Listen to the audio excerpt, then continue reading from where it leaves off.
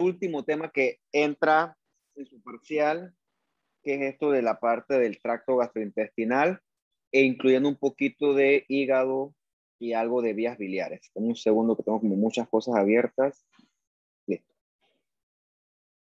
Entonces, es un tema importante, ¿no? Porque el tracto gastrointestinal es sitio importante de enfermedades, entre otras cosas. Bien.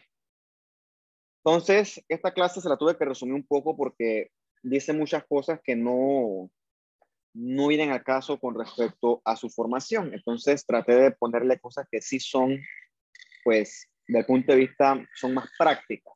Entonces, lo vamos a dividir por regiones anatómicas y primero vamos a hablar del esófago, porque el esófago es sitio de enfermedades. Entonces, una enfermedad curiosa del esófago son las esofagitis infecciosas, que obviamente eso se da en pacientes con algún grado de inmunosupresión.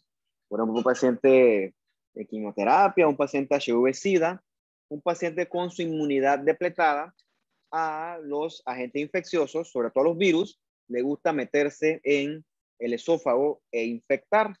Entonces ahí tú encuentras sobre todo estos que está acá, que son los herpes. Nosotros hemos hablado del herpes, que el herpes provoca cambios citopáticos en la célula.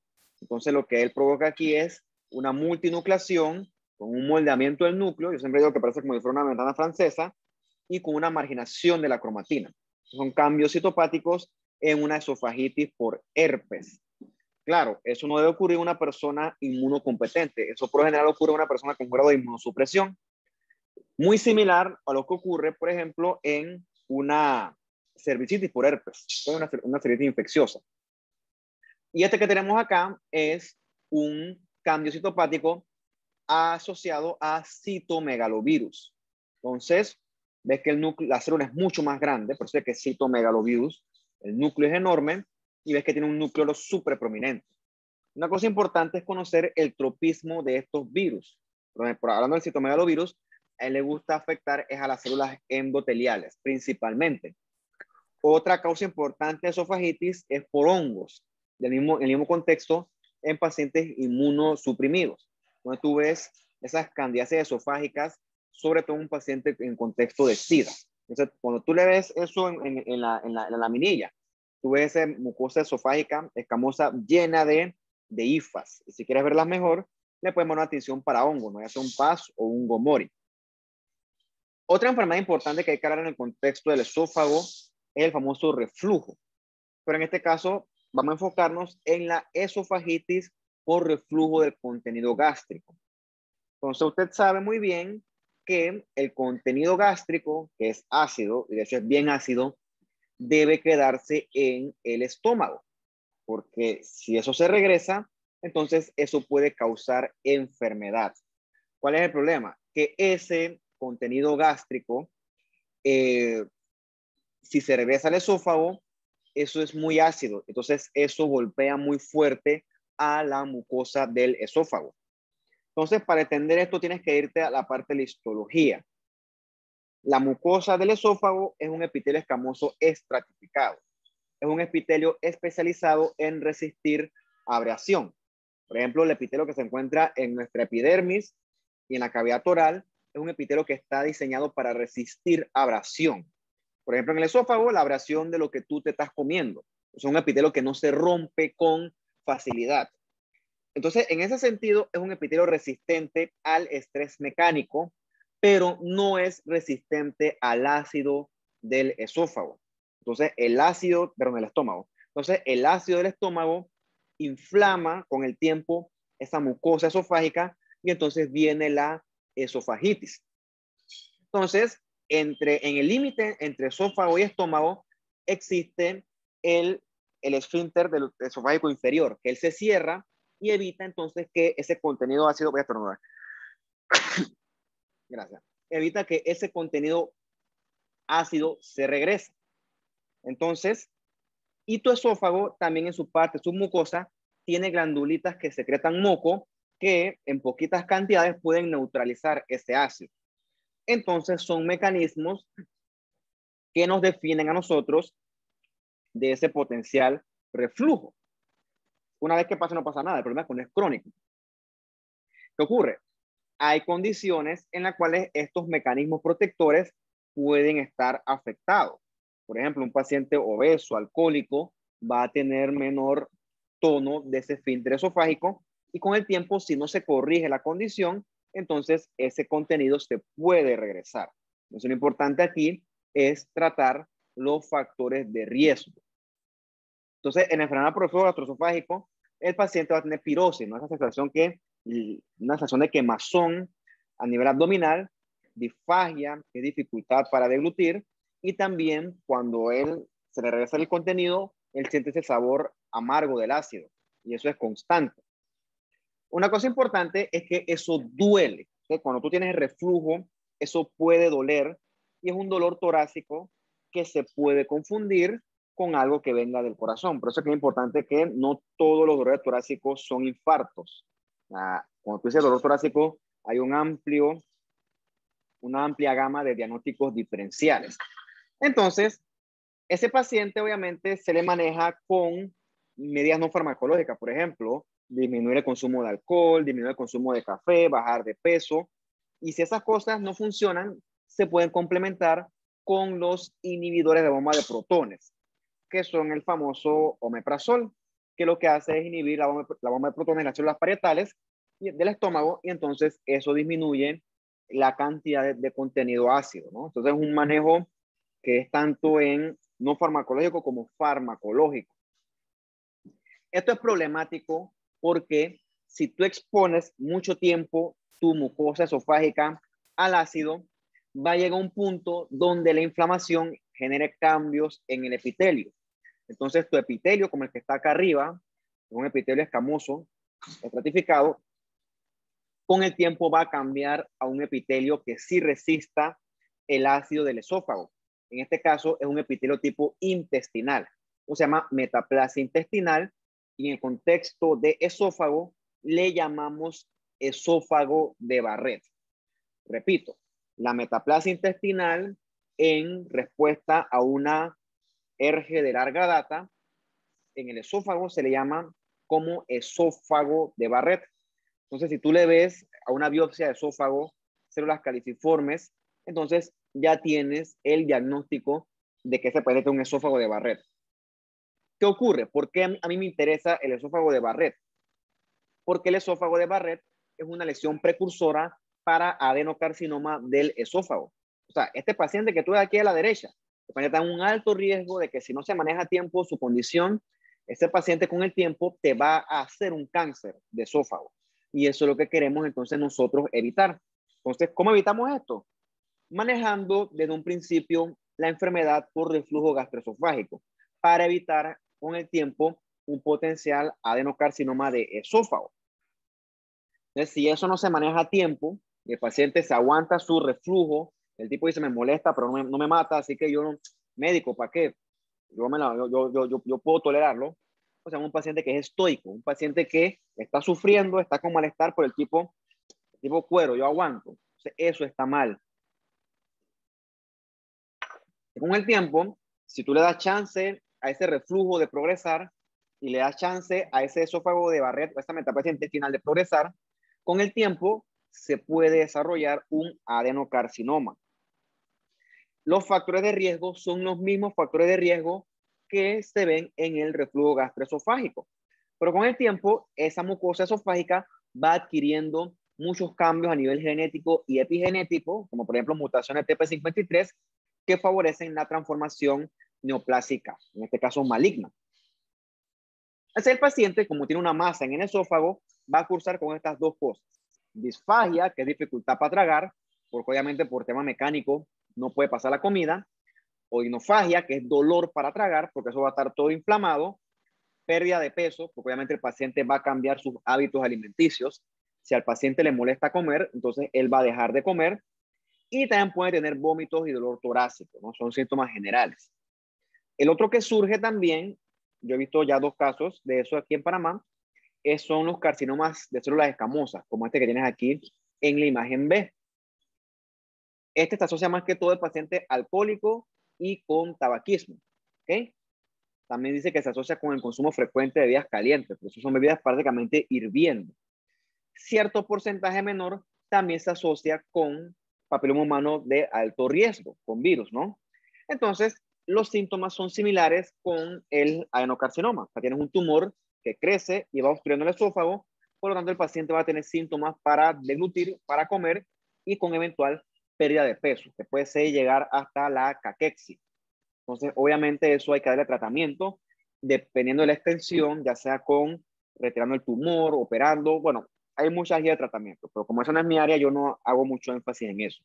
Bien, eso con respecto al esófago. Vamos a discutir ahora qué ocurre con el estómago, ¿no? Del estómago hay bastantillo que hablar. Por suerte lo resumí porque de verdad que es mucho. Y en verdad son cosas que se salen de los objetivos prácticos. La idea de este curso es que este curso sea lo más práctico posible. Bien. Y por práctico me refiero a esto. O sea, tú escuchas a cualquier persona, no que tengo gastritis, no que tengo gastritis. Está mal dicho, porque la gastritis es un diagnóstico histopatológico, donde yo demuestro que hay un aumento en el infiltrado inflamatorio de la lámina propia de la mucosa del estómago. Lo que la gente siente como molestia del estómago es un síntoma al que nosotros le llamamos epigastralgia o también le podemos llamar dispepsia, pirosis. Todo eso forma parte de muchos síntomas. Porque decir que tienes gastritis es decir que tú tienes un aumento de la inflamación y la única forma de discernir eso es por medio de una biopsia. Entonces eso está mal dicho. Tú lo que tienes es un síntoma, ¿ok? Que de forma resumida es una epigastralgia.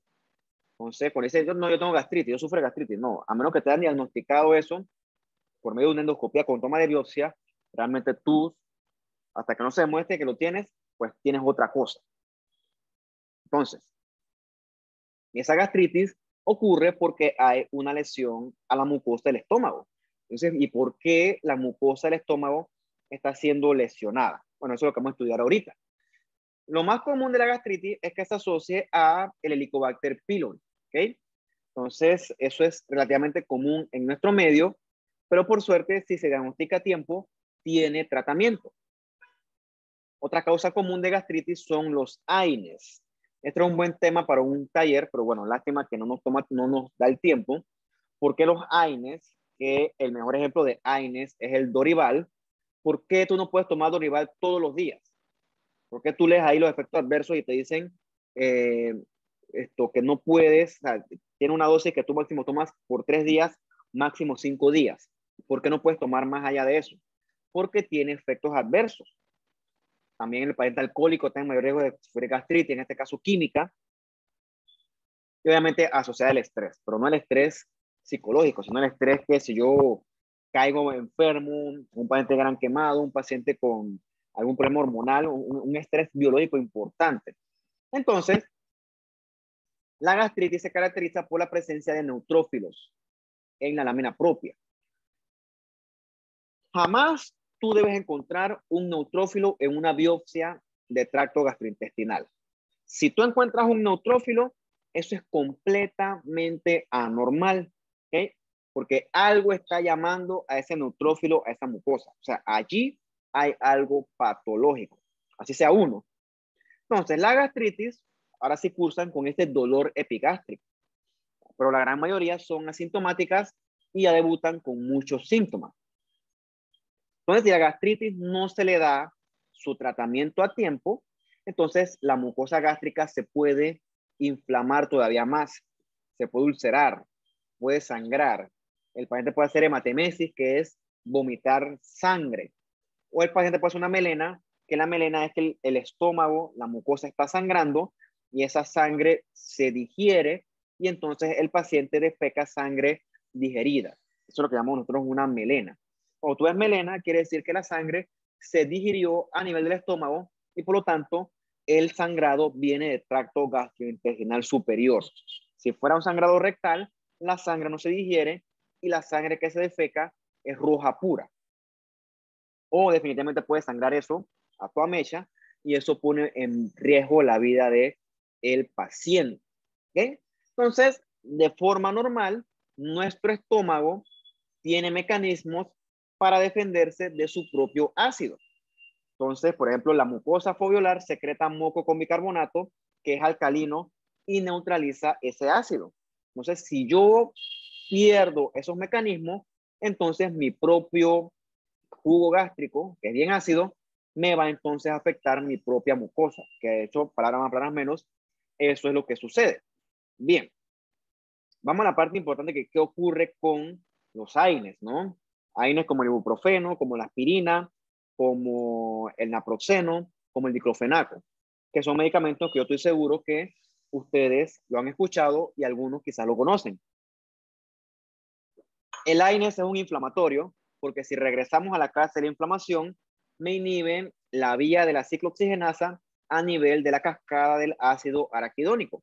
Entonces, me inhiben muchos mediadores inflamatorios y por lo tanto pierdo yo los síntomas. No es que pierdo, o sea, se inhiben esos síntomas y entonces el dolor y eso no se produce.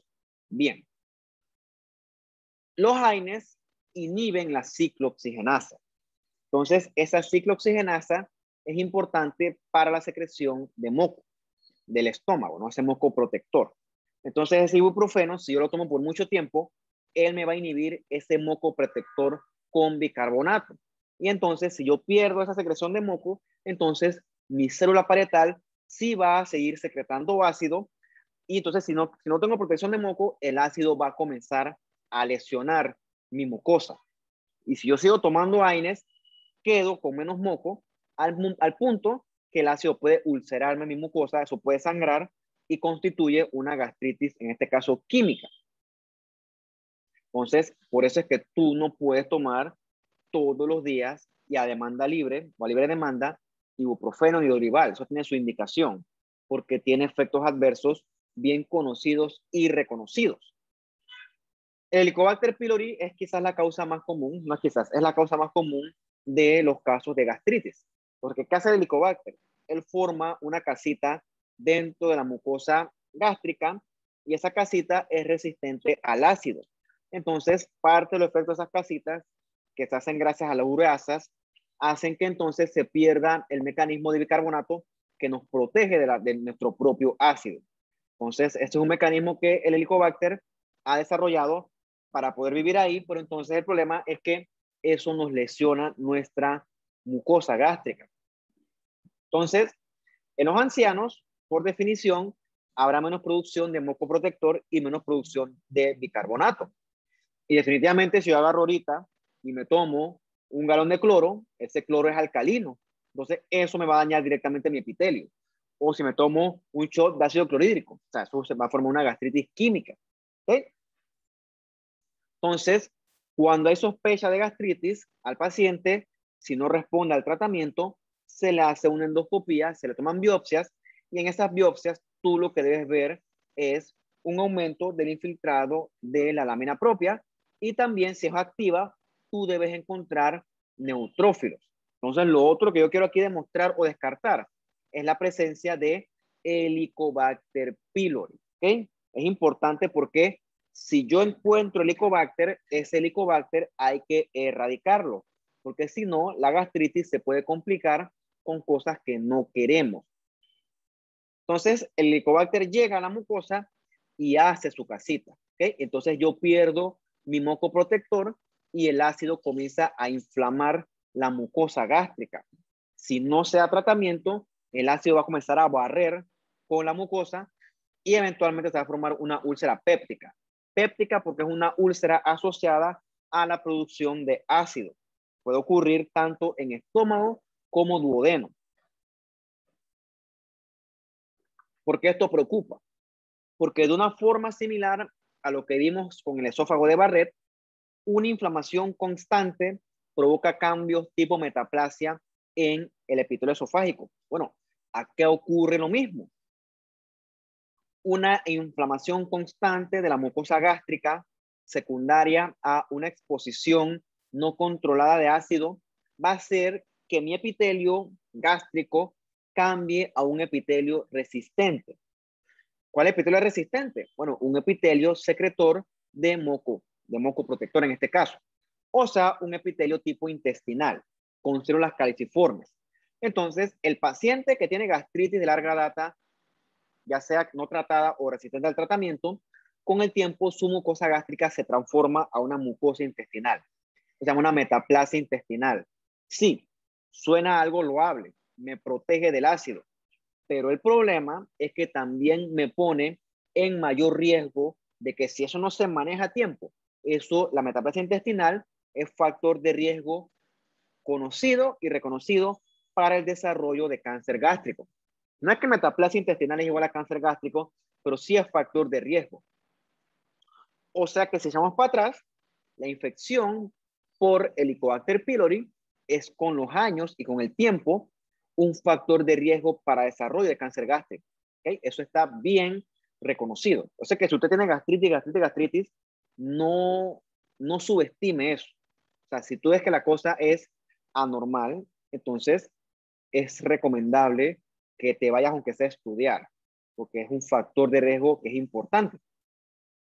Porque el Helicobacter se ha adaptado a vivir en nuestro estómago, que es un ambiente completamente hostil.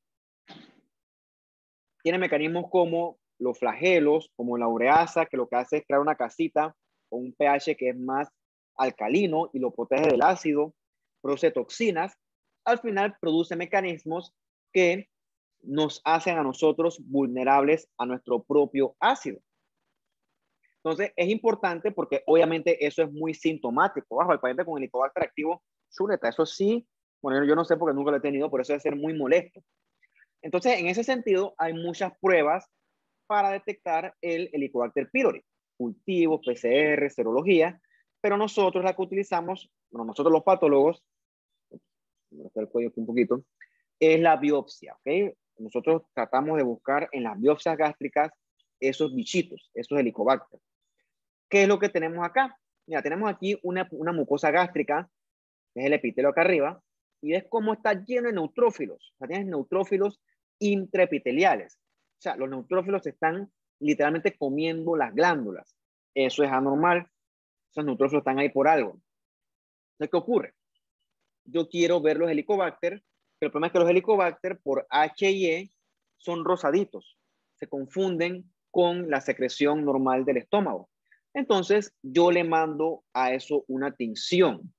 Recuerden ustedes que las tinciones yo las pido para ver algo que antes no podía ver. O sea que la tinción yo la ordeno para que me haga contraste.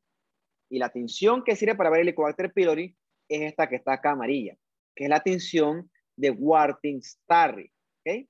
Esa es la que nos permite a nosotros ver con mucha más facilidad los Helicobacter pylori. Entonces, cuando yo veo esto, a ese paciente se le da tratamiento dirigido y con el tiempo él debe mejorar. Lo otro que yo encuentro es un aumento en el infiltrado inflamatorio de la lámina propia. Entonces, este infiltrado inflamatorio nosotros lo graduamos como leve, moderado o severo. Otra cosa que yo tengo que buscar es la presencia de células caliciformes para determinar si hay o no metaplasia. Porque recordemos que existe una asociación entre esos cambios tipo metaplásicos y el riesgo de desarrollo de cáncer. Entonces, ese paciente, si se capta a tiempo, a él le va bien con tratamiento, como omeprazol, antibióticos, y el paciente con el tiempo mejora. ¿Okay? Entonces, lo correcto aquí es dar tratamiento oportuno. Eso es lo que nosotros aspiramos. Entonces, mira aquí esta mucosa gástrica con tu epitelio foveolar y ves cómo se ve todo morado, todo cargado, porque esto está inflamado. Si pudiéramos bajar, viéramos que hay neutrófilos. Entonces, yo aquí tengo que descartar, hasta que hacemos lo contrario, que haya Helicobacter. ¿Qué ocurre? Resulta que no hay Helicobacter, pero me dice el paciente o la paciente, no, que es que ella se toma una ibuprofeno, una Dorival todos los días, porque para el dolor. Y yo, no, deja la locura, no puede estar tomando eso todos los días, te está jodiendo el estómago, juega vivo. Entonces tú dices, mira, a ver, no es gastritis por Helicobacter, es gastritis secundaria a uso y abuso de AINES. Entonces, párame eso, si no, no vas a mejorar. Entonces, el problema con la gastritis es que avanza, ¿ok? Avanza y puede la mucosa gástrica ulcerarse, ¿ok? Por el exceso de ácido. Entonces, esas úlceras se pueden potenciar si el paciente fuma, si el paciente es alcohólico, por ejemplo. Entonces, hay veces que nos mandan a nosotros estas úlceras, una biopsia de esa úlcera, y tú lo que encuentras ahí es puro tejido inflamado, puro tejido de granulación, porque el cuerpo está tratando de corregir esa úlcera, de sanarla, de repararla. Si no se trata a tiempo y tú dejas que esa úlcera corra, lamentablemente, en casos desafortunados, eso se puede perforar, ¿ok? Y eso sí es una urgencia que requiere manejo quirúrgico. Entonces, obviamente, el paciente con una úlcera gástrica tiene síntomas, por ejemplo, mucho dolor, sobre todo después de la comida, porque cuando la comida llega a la cámara gástrica, esa estimulación del volumen gástrico hace que se secrete gastrina. La gastrina comienza a favorecer la secreción de ácido. Entonces, porque ese ácido de forma normal está llamado a comenzar a digerir esa comida. Pero el problema es que el ácido ese también se mete aquí en las úlceras y eso provoca más dolor. Por eso es que el dolor aumenta sobre todo después de comer. Entonces el paciente dice, no, no quiero comer, ¿ok? No quiero comer porque chuzo, eso me provoca muchos síntomas. Bueno, lo que sí es cierto es que la gran mayoría, por suerte, de estas úlceras con el tiempo resuelven solas, pero hay unas que no y que sí requieren tratamiento. Esta es una úlcera, no tienes la mucosa aquí y ves esta excavación de la mucosa y esto blanco aquí es puro exudado inflamatorio, con neutrófilos, con debris celular, como lo tienes acá. Entonces, algunas resuelven solas, pero otras sí requieren manejo. Entonces, si lo subestimas y el paciente no se queja y deja que la gastritis corra, con el tiempo su epitelio estomacal puede convertirse en un epitelio tipo intestinal. Va a ser metaplasia. Entonces, esto que está acá es una tinción de Alcian Blue, en la que tú ves qué bonito que se ven las células caliciformes teñidas de azulito. Repito, el problema con esto es que esto puede convertirse con el tiempo en un cáncer de estómago. Lo bueno es que con el tratamiento se puede revertir siempre y cuando sea a tiempo. Si le das chance, esa metaplasia se transforma en una displasia. ¿Por qué? Porque ahí hay mucha inflamación, con muchos radicales libres, y con el tiempo se comienzan a acumular anomalías genéticas que hacen que a nivel de los genes, que hacen que esa mucosa se convierta en displasia. Entonces, en la displasia gástrica, las células cambian, ¿ok? ¿Ves cómo se ponen aquí? Se ve todo morado. Hay hipercromasia nuclear, hay estratificación de los núcleos, hay aumento de la mitosis. Bueno, si tú dejas que esto progrese, eso con el tiempo va a invadir y se va a transformar en un cáncer gástrico per se. Eso es lo que queremos nosotros evitar. Entonces, otra cosa que es esperada del estómago son los pólipos gástricos. En términos generales, un pólipo es un sobrecrecimiento de la mucosa. Entonces, la pregunta es por qué esa mucosa está proliferando y creciendo. Puede tener dos posibles explicaciones: que sea en respuesta a algo reactivo inflamatorio o que sea en respuesta a un crecimiento neoplásico. Cuando es en respuesta a algo inflamatorio, se le llaman pólipos hiperplásicos. Y esos ocurren en el contexto de una gastritis crónica, que lo que hace es inflamar mucho el epitelio y el epitelio se inflama, se repara, perdón, se inflama, se repara y con el tiempo eso produce un crecimiento sobre la mucosa, que es lo que en la endoscopía se ve como un polipito. ¿Okay? Entonces, esos pólipos surgen en el contexto de una gastritis que se asocia mucho con Helicobacter, ¿no? Entonces, en lo mismo, ¿no? Si es con Helicobacter, tiene riesgo de displasia. Entonces, a eso hay que darle tratamiento. Entonces, en ese pólipo hiperplásico, tú vas a ver un paciente en un contexto de una gastritis. Ves cómo se ha morado porque eso está inflamado. Y tú ves que se ven profundo las foviolas del epitelio, porque son foviolas que se están reparando, inflamando, reparando, inflamando. Eso se llama una hiperplasia foviolar. Entonces es un pólipo que surgió en el contexto de una gastritis que se inflamó, se reparó y tantos ciclos repetitivos que eso provocó lesiones visibles en la mucosa. Como es en el contexto de gastritis, el tratamiento es el mismo que con la gastritis. Punto. Hay otros pólipos que se llaman estos, que son de glándulas fúngicas. Eso ocurre sobre todo en el cuerpo del estómago y se caracterizan por estas glándulas quísticas dilatadas. Lo bueno es que estos pólipos no tienen riesgo de malignidad y se asocian sobre todo al uso y abuso de inhibidores de bomba de protones. Como por ejemplo, el paciente que tiene años, toda una vida tomando omeprazol, le pueden surgir estos polipitos. Claro, no preocupan, pero me lo mandas a mí, yo digo, relax, es un pólipo de glándulas fúngicas, no pasa nada. Probablemente asociado al uso de larga data de omeprazol. Entonces, una cosa importante con esto es también decirle al paciente, no es cáncer, o sea, relax, tranquilízate. O sea, no todas las masas son cáncer. Bien, este que está acá sí nos preocupa, que este es un adenoma. Son raros, por cierto, pero ves que en ese adenoma gástrico, ves como el epitelio se ve hipercromático, los núcleos se ven negros y hay estratificación, unos núcleos a la basal, uno en el tercio medio y otros que llegan hacia la capa luminal. Entonces, esto sí tiene riesgo de progresión a adenocarcinoma. Entonces, estas displasias hay que decir son de bajo grado o de alto grado. Obviamente el alto grado tiene mayor riesgo de progresar a cáncer y entonces con esto sí hay que tener cuidado, ¿ok? Con los pólipos que son ya displásicos / neoplásicos. Bien. El cáncer gástrico es una cosa que sí nos preocupa hoy en día, siendo el tipo histológico el más común, el adenocarcinoma. ¿Cuál es el problema? Que los síntomas son los mismos síntomas de una gastritis. Entonces el paciente, si lo tolera, el tipo tiene un cáncer y como él tolera los síntomas, él no busca ayuda, no busca atención médica.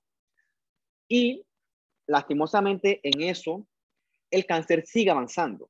Y cuando se diagnostica, ya el paciente está en un estadio muy avanzado, tipo está caquéxico con pérdida de peso, con sangrado oculto. Entonces ya eso, el problema es que ya hay, las opciones de tratamiento son muy limitadas. Está descrito que ese cáncer gástrico es mucho más común, por lo menos en países como Japón, Chile, Costa Rica. Eso es súper común. Entonces, en esos sitios se hacen mucha más endoscopía y ellos son más agresivos con los tratamientos. Obviamente, factores de riesgo son una gastritis. ¿Okay? Una gastritis es un factor de riesgo para un cáncer de estómago, obviamente más si hay metaplasia intestinal. Y dice aquí bajo estatus socioeconómico. O sea, no es que el cáncer gástrico sea de los pobres, pero ¿qué ocurre? Un paciente con un bajo estatus socioeconómico tiene mayor dificultad para acceder a los servicios de salud. Por ejemplo, tiene dificultad para que le hagan una endoscopía. Entonces, tiene sentido que sea un factor de riesgo, pero no es que por ser pobre te va a dar un cáncer, no es porque tienes menor chance de acceder a un servicio de salud oportunamente. Entonces, esto que está aquí es un estómago abierto, ve los pliegues del estómago y vea que esta lesión es ulcerada. Es una lesión irregular con cambio de coloración, ulcerada. O sea, son lesiones que provocan el cáncer. Pueden ser lesiones ulceradas sobre todo también. Bien. ¿Cómo se provoca el cáncer? O no cómo se produce, mejor dicho. Es bien heterogéneo, como todo buen cáncer. Entonces se asocian a alteraciones tanto genéticas como epigenéticas. Entonces, por ejemplo, hay casos hereditarios donde tienes una familia donde el abuelo, el papá sufren de cáncer y entonces la descendencia tiene mayor riesgo de sufrir un cáncer de caso hereditario. Entonces se asocian a la mutación de este gen CDH1. ¿Ese gen qué hace? Ese gen codifica la E-caderina. La E-caderina es un elemento importante en la cohesividad del epitelio. ¿Okay? Entonces, si la E-caderina se pierde, las células pierden su cohesividad y se separan. Entonces, eso se asocia sobre todo a este adenocarcinoma tipo difuso, que es en el que vemos las famosas células en anillo de sello. Hay otros casos familiares que se asocian a los genes APC, que son APC viene de Adenomatous Polyposis Coli. Entonces, esos casos familiares se asocian más que todo a los adenocarcinomas tipo intestinal. ¿Okay? Eso se lo voy a enseñar más adelante. Y hay otros que se asocian a mutaciones de tipo epigenético, ¿no? Cuestiones a nivel de microsatélite, mutaciones de TP53. O sea, como dice la palabra, esto es heterogéneo. El problema es que ya todo esto está a un nivel molecular. Por ejemplo, tienes mutaciones genéticas, TP53, BRCA2, CDH1, tienes acá mutaciones epigenéticas a nivel de las histonas, los microsatélites, o sea, esto es un mundo entero, muchachos, o sea, no crean, esto es complicado. Y tienes los factores de riesgo, por ejemplo, como la gastritis en el contexto de una infección por Helicobacter, ¿ok? Que eso está bien descrito, ¿ok? Hay una relación directa entre el Helicobacter que te provoca a ti una gastritis, que evoluciona a una metaplasia intestinal, que evoluciona a displasia y se asocia a cáncer gástrico. ¿Por qué? Porque entre muchas cosas que produce, provoca mucha inflamación. Y la inflamación no controlada provoca cambios con el tiempo en nuestras células. Otro agente infeccioso que se asocia al cáncer de estómago es este EBV, que es el Epstein-Barr virus. ¿Ok? Entonces, es para que veas que estos cánceres de estómago también un factor de riesgo son los agentes infecciosos.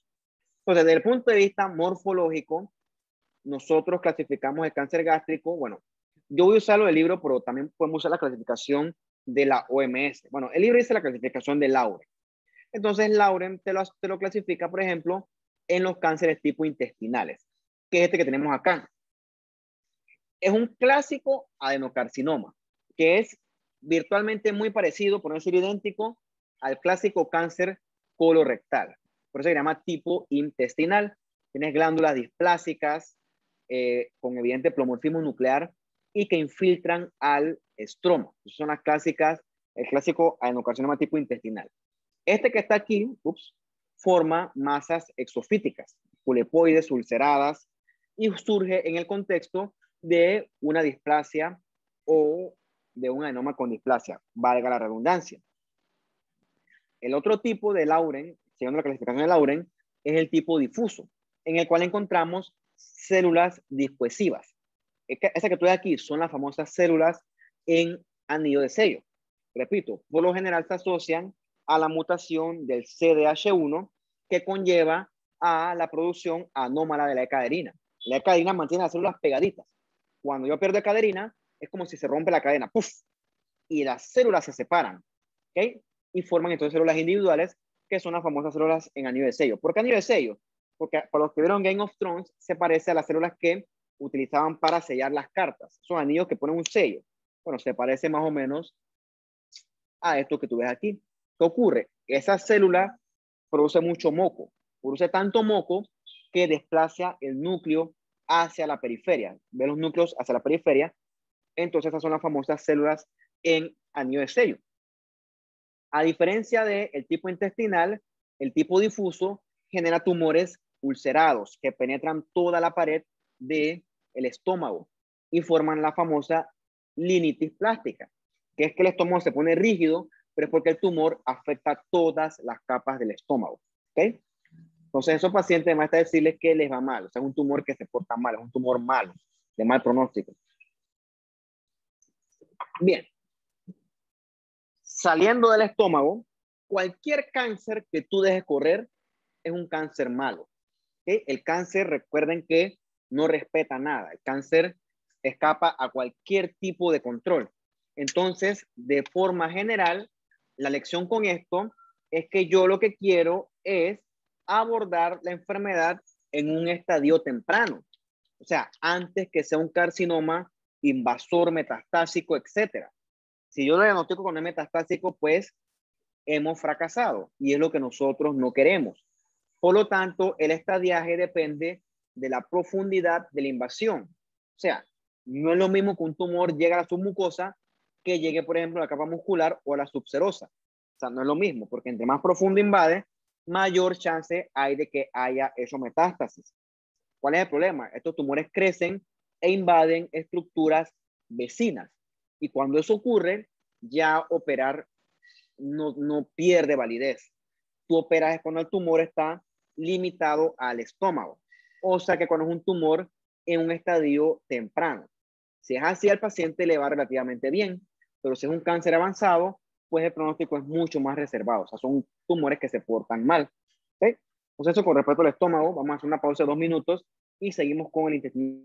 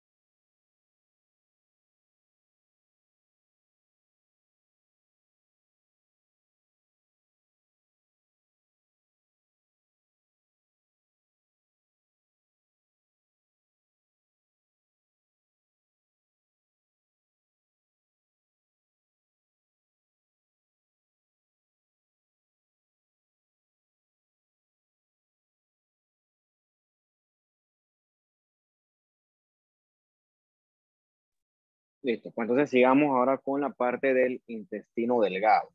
Entonces, en el intestino delgado hay una enfermedad que probablemente usted ha escuchado mucho de ella, que es la famosa enfermedad celíaca, que ocurre en los pacientes que son sensibles a el gluten. Entonces, el gluten tiene componentes que desencadenan una reacción autoinmune en la propia mucosa del intestino delgado. ¿Okay?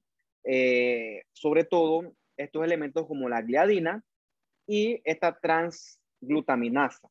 Entonces, cuando el paciente come gluten, se liberan estos componentes y estos componentes generan anticuerpos que lo que hacen es provocar daño a la mucosa del intestino delgado. Esa es una inmunidad mediada por células, sobre todo CD4 y CD8. Entonces, eso ocurre cuando el paciente consume estos alimentos. La solución es que el paciente deje de consumir esos alimentos y santo remedio. El problema con la enfermedad celíaca es que si no se maneja a tiempo, está en riesgo de desarrollar neoplasias, ¿no? Entonces, en la enfermedad celíaca tú lo que ves es una pérdida de la arquitectura vellosa normal del intestino delgado o también el del duodeno sobre todo. Entonces, el epitelio pierde la relación vellosidad-cripta, las vellosidades se aplanan y el gol estándar de la enfermedad celíaca es el aumento de los linfocitos intraepiteliales. ¿Okay? Nosotros cuando nos manda sospecha de eso, tenemos que hacer un conteo de los linfocitos intraepiteliales para determinar o no que estemos frente a una enfermedad celíaca. Entonces, esto es lo que ocurre. Normalmente, tu duodeno o tu intestino delgado en forma general tiene su arquitectura vellosa, que usted conoció muy bien en histología. Pero bueno, cuando ese duodeno sufre ataque autoinmune secundario al consumo de gluten, esa inflamación provoca alteraciones en la arquitectura normal. Y entonces la mucosa se va aplanando. ¿Okay? Ves aquí que no hay vellosidades. Y cuando bajas al microscopio, tú debes encontrar este aumento de los linfocitos intraepiteliales. Entonces, la solución aquí, bueno, es parar el consumo de gluten, porque el paciente cuando consume gluten, eso es muy sintomático, ¿no? Dolor abdominal, diarrea, pérdida de peso. Entonces, santo remedio cuando deja de consumirlo. Entonces, que tratan de muy del gluten. Pero es raro, por cierto. Encontrar una enfermedad celíaca real no es común. Eso es, el diagnóstico real es con la biopsia, es el gol estándar. Y con el conteo de los linfocitos intraepiteliales, entre otras cosas. Entonces, es lo que tienes aquí.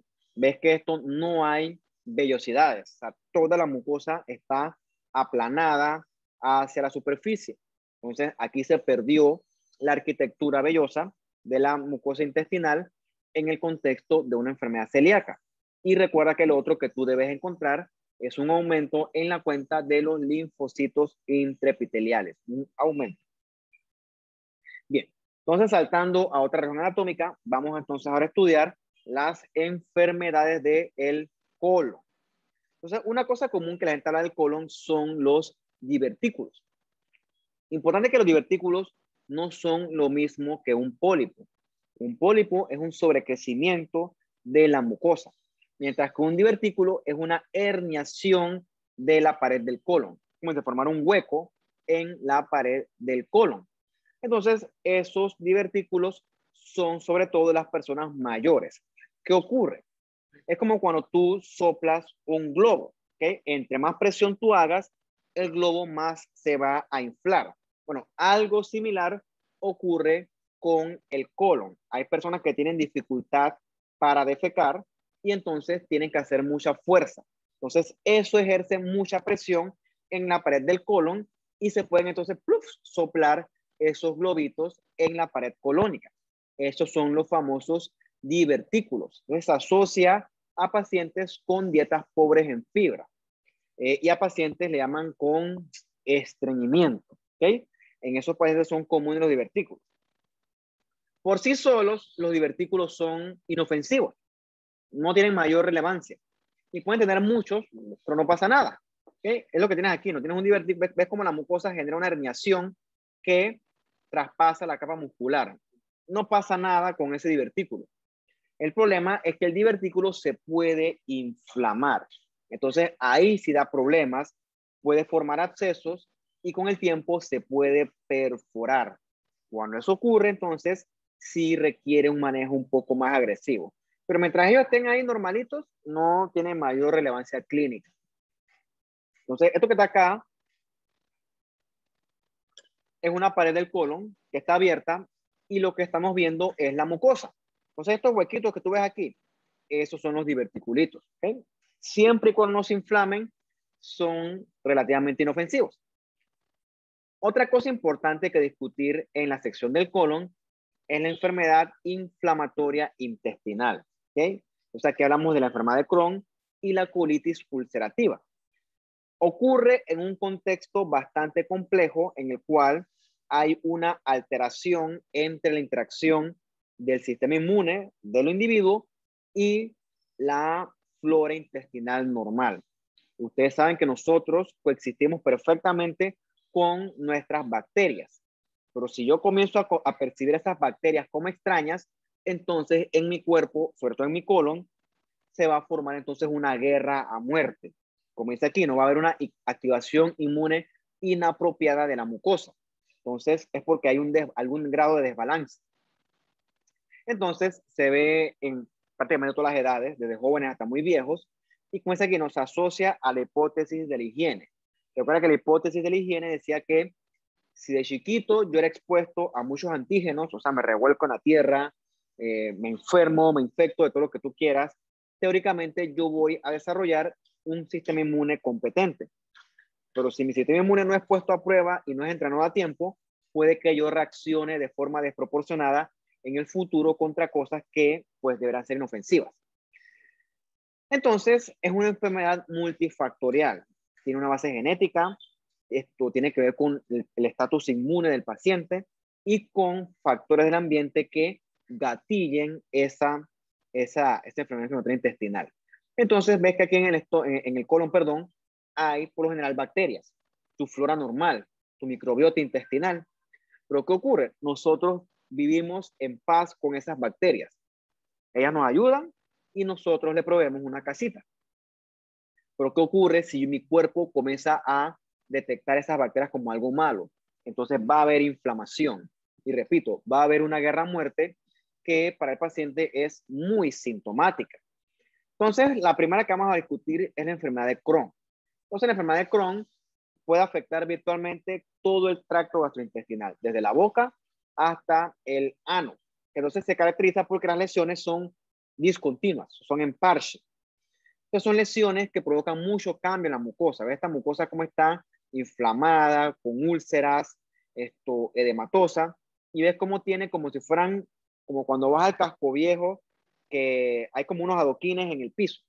Se llama mucosa en empedrado. Entonces, aquí en el Crohn, la inflamación agarra todas las capas de la pared del colon o de la región que afecte. Por eso es que se le llama una enfermedad que es transmural, o sea, que afecta todo el grosor de la pared del órgano afectado. Entonces, si tú vieras esto al microscopio, esta mucosa inflamada, tú lo que vas a ver es una distorsión de la arquitectura normal de la mucosa colónica, porque recuerda que estás pasando por ciclos repetitivos prácticamente interminables de reparación, inflamación, y eso lo que hace es que se distorsione la mucosa. La otra cosa que ocurre es que ves aquí, le pasa un estilete y el colon tiene una fisura, se puede hasta perforar el colon. Eso es muy sintomático, eso sangra y eso al paciente le duele mucho. Otra cosa que puede pasar es que las glándulas se rompan y se libera la mucina de la glándula. La mucina de la glándula no le gusta a tu cuerpo y entonces ahí se pueden formar también granulomas. ¿Okay? Entonces, esas son cosas que tú debes esperar ver en la enfermedad de Crohn. Miren ustedes, toda esta mucosa, ¿ves cómo está? Esto que está es una úlcera profunda, que es una fisura. ¿Ves cómo se pierde toda la arquitectura glandular? Está todo distorsionado, inflamado, hemorrágico. Entonces, eso es característico de la enfermedad de Crohn. Cuando bajas, ves cómo está distorsionada toda la arquitectura glandular normal, ves que hay formación de microabscesos, o sea que hay colección de neutrófilos dentro de las glándulas. Esto está marcadamente inflamado. Entonces, eso es esperado en la enfermedad de Crohn. Y es porque ahí está habiendo una anomalía inmune global. O sea, hay una guerra ahí que está provocando tu propio sistema inmune. O sea, eso es muy sintomático. Eso sangra, eso provoca diarrea, dolor, exudados, muy sintomático. Entonces, Crohn ocurren en episodios intermitentes. O sea, la enfermedad va y viene, va y viene, va y viene. Pero cuando va, provoca muchos síntomas. Por ejemplo, el paciente se afecta el colon, eso sangra, y el paciente tiene mucha diarrea con sangre. Tanto así que el paciente no puede contenerse y tiene que estar yendo constantemente al baño. Entonces, es una enfermedad que hasta cierto punto es incapacitante. Entonces, como hay tanta inflamación, los órganos se pueden pegar, ¿ok? Por ejemplo, se puede pegar el colon con la vejiga y provoca lo que se llama una fístula, que es una comunicación de colon con la vejiga. Entonces se puede pasar material intestinal, o sea, heces, se pueden pasar hacia la vejiga. Entonces la paciente va a tener mucha infección de vía urinaria. También puede haber fístulas con vagina y hasta fístulas con piel. Se puede eso perforar, puede hacer abscesos. O sea, el asunto es bien dramático. Obviamente, como aquí hay muchísima inflamación, con el tiempo eso también constituye un riesgo para desarrollar cáncer de colon. Eso también es cierto. Y el Crohn también tiene otras manifestaciones extraintestinales, ¿no? Como las que tenemos nosotros acá. Bien. La contraparte del Crohn es la colitis ulcerativa. Como dice la palabra, esta afecta es el colon, por lo general. Solamente el colon o parte del colon. A diferencia de la anterior, la colitis ulcerativa, la lesión es continua. Es que afecta todo el colon. Toda esta mucosa está inflamada, hemorrágica, y ves que hay como unos polipitos que sobresalen. Bueno, esos polipitos son pseudopólipos que realmente son exceso de tejido de granulación. A diferencia del anterior, no debe haber inflamación transmural. Y a nivel microscópico, tú vas a ver lo mismo acá, no vas a ver abscesos de la cripta, vas a ver inflamación aguda con distorsión de la arquitectura. Y una cosa importante es que aquí no debemos ver granulomas. Entonces, esto es una colitis ulcerativa. Recuerda que afecta el colon. La lesión es continua, ¿okay? Es una lesión que afecta toda la mucosa del colon, una mucosa ulcerada con pólipos, eritematosa, puede sangrar. Y ves aquí que afecta el colon y el segmento de acá arriba que corresponde a otro segmento de intestino no está afectado, ¿ok? Eso se caracteriza la colitis ulcerativa. Solo le pega al colon. Entonces, ves que las lesiones, a diferencia de la anterior, se limitan arriba, hacia las capas superficiales del intestino, ¿no? Sobre todo la mucosa. Entonces, también vas a tener aquí distorsión de la arquitectura, vas a tener acceso a las criptas, criptitis, y también puedes tener aumento del infiltrado inflamatorio de la lámina propia. Cuando bajamos, encontramos esto, ¿eh? Ves esta glándula, la cripta colónica, harta de neutrófilos, ¿ok? Es un absceso de la cripta. También vas a encontrar mucho neutrófilo intraepitelial, ¿ok? Esto es característico del Crohn, lo repito. La lesión debe limitarse a las capas superficiales. Entonces, en este punto, aprovecho para retomar la lección de que recuerda que tú no debes encontrar neutrófilos nunca en una biopsia de tracto gastrointestinal. Cuando tú ves un neutrófilo, eso es patológico. O sea, ese neutrófilo está ahí por algo. El punto es investigar por qué. También se puede complicar con este megacolon tóxico, que es que afecta la parte muscular y la parte neural y el colon se distiende demasiado. La única opción para eso es operarlo, ¿no?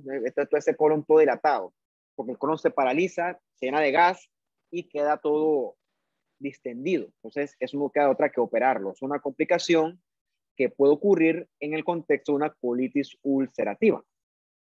Entonces, este paciente con colitis ulcerativa, como eso afecta el colon, va a tener mucha diarrea con sangre, ¿ok? Para eso se va a pasar yendo al baño a defecar porque hay mucha urgencia.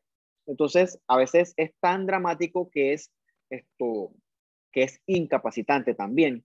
Entonces, si el paciente le operas ese colon, se lo quitas, teóricamente eso debe curarlo, ¿no? Pero recordemos que también puede haber manifestaciones extraintestinales. Al igual que con la anterior, estos pacientes están en mayor riesgo de desarrollar cáncer de colon. Por eso es que hay que vigilarlos constantemente, ¿no? Entonces, pues, hay que tomarles biopsias periódicas, que eso en otro contexto es costoso. Pero aquí en Panamá, el paciente asegurado se le hace, para que sepan. Entonces, no crean que el seguro no sirve. El seguro sí sirve, pero lo que pasa es que el seguro social, por cierto, pero lo que pasa es que mediáticamente nos bombardean de que el seguro no sirve. O sea, realmente el que ha usado el seguro sabe que sirve, sabe que funciona, pero bueno, eso es otro tema que podemos discutir en otro momento si ustedes así lo desean. Bien, un poquito de agua.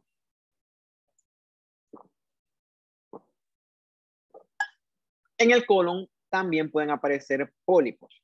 De hecho, aparecen pólipos y al igual que con el estómago, los dividimos en una parte neoplásica y en una parte no neoplásica. Entonces, vamos a ver en el colon que hay pólipos que son en respuesta a la inflamación, como los que conocimos en la parte de la colitis ulcerativa. Hay otros pólipos que se llaman pólipos amartomatosos que surgen porque hay sobrecrecimiento del tejido normal del colon. Por ejemplo, hay sobrecrecimiento de músculo liso, tanto así que se forma una lesión polipoide. Puede pasar. También tenemos estos pólipos hiperplásticos, que es porque proliferan mucho el epitelio y se llena esto de células caliciformes. Realmente eso no tiene ningún potencial maligno, pero repito, ¿no? Es importante descartarlo. Entonces, lo que sí nos preocupan son los pólipos que tienen potencial neoplásico. Son los llamados adenomas, porque son lesiones precursoras de cáncer de colon. Entonces, en esos adenomas nosotros vamos a ver hipercromasia en los núcleos, vamos a ver estratificación en los núcleos, vamos a ver también muchas mitosis, y es importante detectar estas lesiones a tiempo, porque si no se le da su respectiva vigilancia, eso se puede transformar con el tiempo, se puede transformar en un cáncer, y eso es lo que no queremos, ¿no? Entonces, esto que está acá es un clásico adenoma, ¿ok? Ves que se ve morado, se ve oscuro, porque hay hipercromasia de los núcleos, hay estratificación de los núcleos. Si bajáramos, viéramos que hay mucha mitosis, y la otra cosa importante es que se pierden las figuras mitóticas, o sea, las figuras mitóticas no aparecen, ¿ok? Entonces, realmente esto hay que detectarlo a tiempo, porque si tú dejas que esto evolucione, se puede transformar con el tiempo en un cáncer de colon.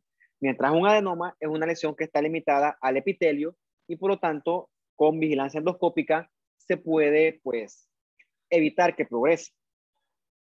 Esto es lo que no queremos, que esos pólipos, que esos adenomas evolucionen a esto. Esto es un cáncer de colon, esto es una lesión ulcerada, exofítica, con bordes irregulares, es friable, es un tumor que crece, ¿ok? Entonces, el tipo histológico más común de cáncer de colon es el adenocarcinoma. Desde el punto de vista estadístico, es relativamente común y es una causa importante de enfermedad y muerte a nivel mundial. Como todo buen cáncer, es una enfermedad multifactorial, se asocia al estilo de vida del paciente y también se asocia a las dietas, a factores de riesgo conocidos. Entonces es multifactorial, ¿ok? Entonces esos factores se juntan y provocan cambios moleculares en los elementos del colon, ¿okay? Provocan anomalías genéticas y epigenéticas que hacen que un polipito se transforme en esta cosa tan horrible. Entonces se han descrito varias vías moleculares, pero las más conocidas son estas dos: la vía APC, Adenomatosis polyposis coli, y la vía de la beta-catenina y la vía de la inestabilidad microsatélite. Entonces hay vías que tienen que ver con genes y vías que tienen que ver con eventos epigenéticos. Y pueden ocurrir ambas, y el resultado de esto es un crecimiento descontrolado de la mucosa colónica, exceso de proliferación. Por ejemplo, porque hay alteración en la metilación, ¿okay? Que hay alteración en el silenciamiento de genes. Bien, la primera que vamos a discutir es la vía del APC beta-catenina. ¿Okay? Esta es la vía en la cual un adenoma evoluciona a un carcinoma. Esa es la más común. Y la vemos hasta un 80% de los tumores del colon. Entonces tiene que ver con el APC. ¿Okay? El APC es un gen supresor de tumor que en esta enfermedad está mutado. ¿Okay? Entonces, como está mutado, no hay control en el ciclo celular y entonces viene entonces la proliferación sin control del epitelio colónico. ¿Okay? ¿Qué ocurre? A manera de cadena, el APC regula la vía de la beta-catenina. Entonces, cuando eso se altera, la beta-catenina se acumula y eso favorece que se formen genes, o que se activen genes, mejor dicho, que favorecen la proliferación de la mucosa colónica. Genes, por ejemplo, como la ciclina D1 y el gen MYC. ¿Okay? Entonces, eso se combina con otras mutaciones. Por ejemplo, la KRAS, que es peso por peso. El KRAS es una de las mutaciones más comunes en los cánceres en general. Entonces, cuando el KRAS está mutado, eso también favorece la proliferación de las células sin control y evita la apoptosis. TP53 también es esperado encontrarlo en los cánceres de colon que estén mutados, pero ya en eventos más avanzados. ¿Ok? Entonces ves que son cuestiones desde el punto de vista genético, son muy heterogéneos. Y de hecho, esa heterogeneidad se basa en lo difícil del tratamiento. ¿Okay? Si fuera fácil de tratar, la gente no se muriera de cáncer. Pero como hay muchas cosas alteradas, son enfermedades que son muy difíciles de tratar, muy difíciles de predecir y por lo tanto hoy en día sigue siendo una causa normal, perdón, no normal, una causa de morbimortalidad por la heterogeneidad. La otra vía tiene que ver con la inestabilidad microsatélite. En esa vía, el paciente va a tener deficiencia al nivel de la reparación del DNA. ¿Okay? Tiene que ver sobre todo con regiones que no codifican, ¿okay? Regiones no codificantes, que al final del día estas alteraciones favorecen que haya una desregulación del crecimiento celular. ¿Okay? Entonces, esto también va a favorecer al final del día el crecimiento descontrolado de la mucosa colónica.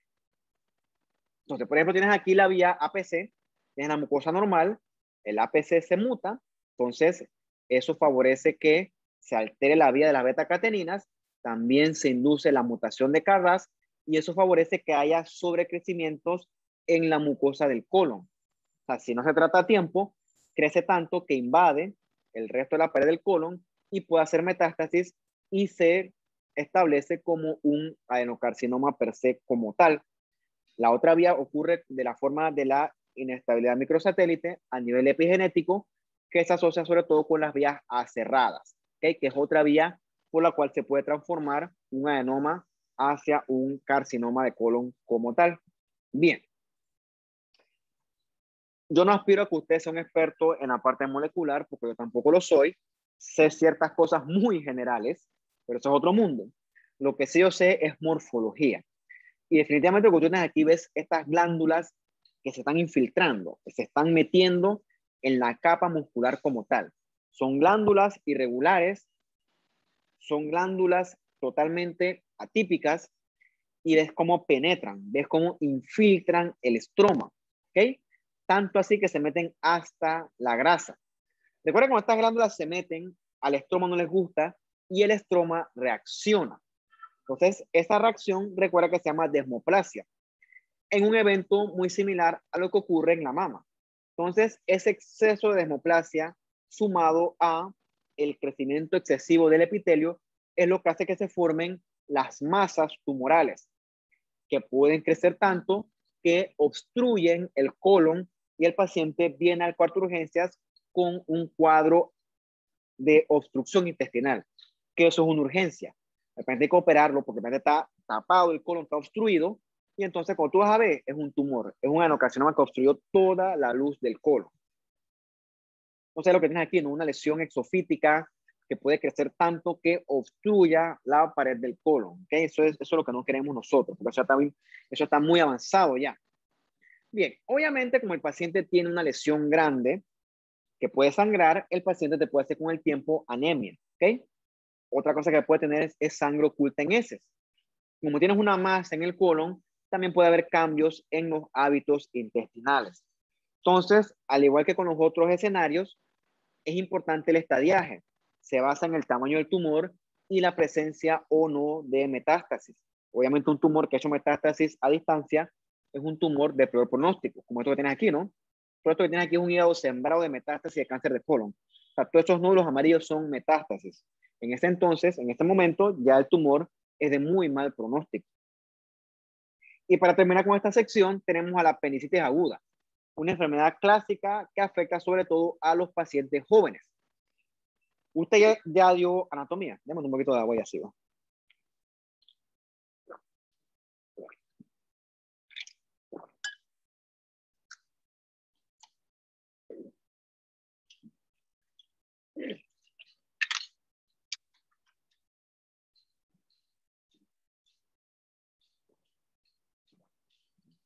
Usted ya dio su clase de anatomía. Entonces, el apéndice se encuentra en la fosa ilíaca derecha. Entonces, si eso ahí duele, hay que descartar que no sea una apendicitis aguda. ¿Por qué? Porque la apendicitis aguda se puede perforar el apéndice y si se perfora, se sale el contenido intestinal a la cavidad abdominal y eso le provoca al paciente una peritonitis. Es una urgencia y si no se trata a tiempo, el paciente se puede complicar y se puede morir. ¿Okay? Eso hay que evitarlo. ¿Cuál es el problema? Que en ese sitio anatómico hay otras estructuras. Por ejemplo, en el caso de las mujeres, allí están las trompas la trompa de falopio, sobre todo la derecha, obviamente. Entonces, si hay una inflamación de la trompa derecha del ovario derecho, un absceso tubovárico, eso confunde con la apéndice y los manejos son totalmente distintos. Otra cosa que confunde con apéndice es un embarazo ectópico, o sea, un embarazo que se está desarrollando en la trompa derecha y entonces duele e imita un apéndice. De más está decirle que el manejo de un apéndice versus un embarazo ectópico no es lo mismo. Por eso que es importante que si la paciente es mujer, es importante hacer una prueba de embarazo rápido. No vaya a ser que la paciente tenga un embarazo ectópico roto, ¿ok? Y también se puede confundir porque supuestamente, bueno, yo no tengo forma de decir eso, puede haber dolor durante la ovulación. Bien, la causa más común de la apendicitis es que llega un fecalito. Un fecalito es un pedazo de heces, pero que es muy rígido, que obstruye el apéndice. Entonces, esa obstrucción del apéndice hace que el material intestinal se acumule, aumenta la presión, comienza a haber muerte cerebral por isquemia y eso comienza a inflamarse, ¿ok? Y las bacterias comienzan a proliferar. Y se puede debilitar tanto la pared que ¡puf! Se reviente eso, ¿ok? Entonces, tú vas a encontrar aquí, por ejemplo, esto que tienes aquí, esto blanco es fibrina, puede tener adherencias y eso se puede perforar. Entonces, eso es lo que nosotros no queremos, ¿ok? Entonces, puede haber mucho neutrófilo, con formación de abscesos, puede haber gangrena porque agarra todas las capas, la mucosa, la subserosa, la muscular, y lo que no queremos es que eso se perfore. Si es una apendicitis, opera, santo remedio. Entonces, esto es lo que ves, ¿no? Ves la pared de la apéndice toda inflamada, con muchos neutrófilos, ves cómo afecta la serosa. Entonces, eso realmente es lo que nosotros vemos en los casos de apendicitis aguda. Bien, vamos a parar hasta aquí porque tengo que ir al hospital. Entonces, yo la parte que falta se las voy a grabar. Vamos a ver si me da chance hoy en la tarde o máximo mañana.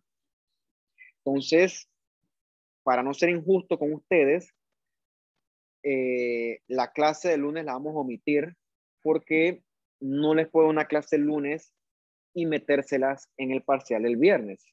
Eso es incorrecto, ¿no? Entonces la clase de las anemias la vamos a omitir porque esa no la vamos a preguntar en el examen. Entonces el examen viene hasta la clase de hoy, ¿ok? Entonces sí me comprometo a preguntarles, perdón, a darles la clase del hígado, pero tampoco se las voy a incluir, ¿ok? Le voy a dar lo del hígado porque eso es importante que usted lo maneje, sepa que es una cirrosis, etcétera, pero no lo voy a incluir en el examen. Entonces, el examen va a venir desde lo que discutimos de la parte de las enfermedades genéticas y pediátricas hasta lo que hemos visto hasta hoy de la enfermedad del colon. Hasta ahí viene el examen. Entonces, sí, vamos a hablar hasta ahí. Entonces, voy a tratar nada más, si quiero que vayamos a este curso con su clase del hígado. Veremos si la puedo adelantar, si no, mismo me tocará dársela el lunes, pero repito, eso no viene en el examen, ¿okay? Porque, repito, no va a dar tiempo de estudiar. Entonces, hasta lo que vimos hoy, vamos nosotros a hacer el examen. Bastante volumen, está un poquito difícil, pero bueno, yo creo que han tenido pues algo de tiempo, ¿no? Bastante tiempo, de hecho. Repito, ¿no? Entonces, vamos a tener el último taller el miércoles y el examen va a ser el viernes, a la hora que ustedes quieran. Yo no tengo problema con eso. Si es en la mañana, en la tarde, no tengo ningún problema a qué hora sea. ¿Qué más se me queda por fuera?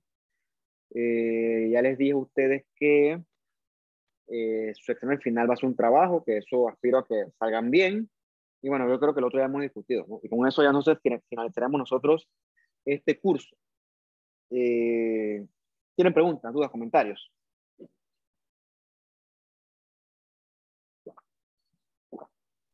Bueno, profe, yo creo que está bastante claro. Y bueno, nada, cualquier cosa pues nos haría llegar la clase. Igual nos avisaría por el chat, porque usted siempre avisa, así que bien. Listo, pues igual ustedes saben que todas las clases que yo les doy, menos la enfermedad infecciosa porque se me fue la onda, todas están en YouTube. Así que usted siempre puede acceder al material y, y se corrige, ¿no? Entonces, nada, lo mismo, ¿no? Entonces, eh, cuídense que estén bien, pues. Entonces, yo voy a mis asuntos y ustedes a los suyos y bueno, nos veremos entonces, qué sé yo, el lunes o el miércoles. Ahí vemos, ¿no? Ahí cuadramos y coordinamos, ¿no? Entonces, chao, cuídense que estén bien. Chao, profe, que usted también esté bien. Chao, chao, chao.